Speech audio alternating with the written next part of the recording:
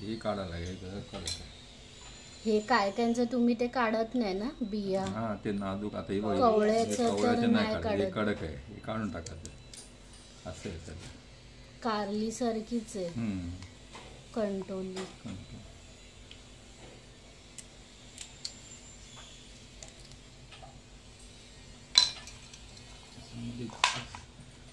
बारीक बारीक कापायचं बारीक. औषधे डायबिटीसला चांगली.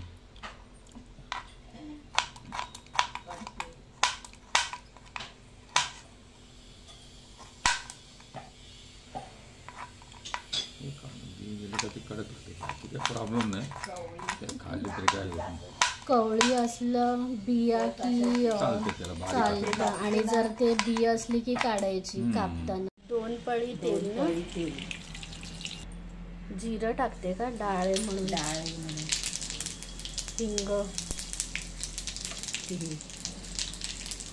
हे काय मिरची किती येते? 3-4 आणि हे कढीपत्ता असलं तरच टाकायचं ना हे कढीपत्ता.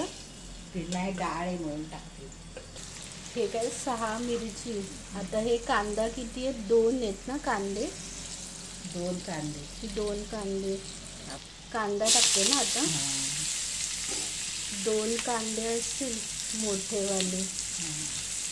कोंबायचा ना आता हे कांदा थोडासा हे नरम झालं की मग भाजी टाकायची कंटोली वगैरे.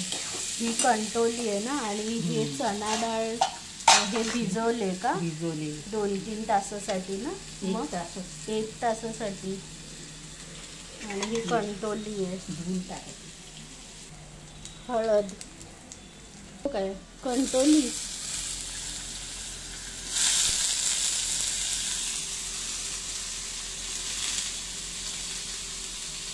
चणा डाळ.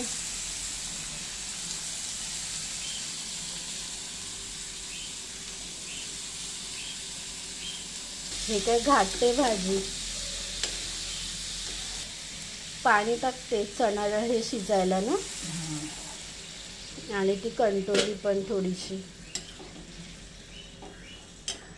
वाफेला तर किती मिनटं ठेवते? शिजायला ठेवते 10 मिनटं हे ठेवेल ना. तोपर्यंत ते पाणी नाही हे होत कमी. मीठ टाकते ना. हे 15 मिनटं झालं शिजत होतं. साखर टाकते डाळ हे म्हणून.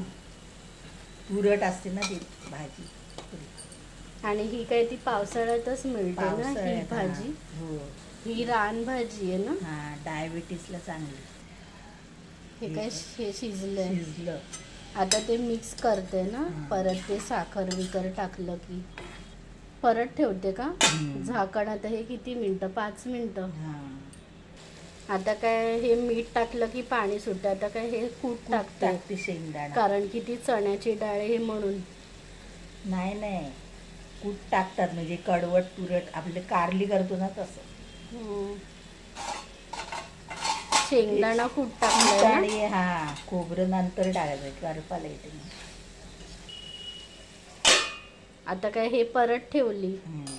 झाली का भाजी? ते कूट नाही हे टाकलं ते तरी चालेल ना कारण की ते चणा डाळ कूट नाही टाकलं तरी चालेल.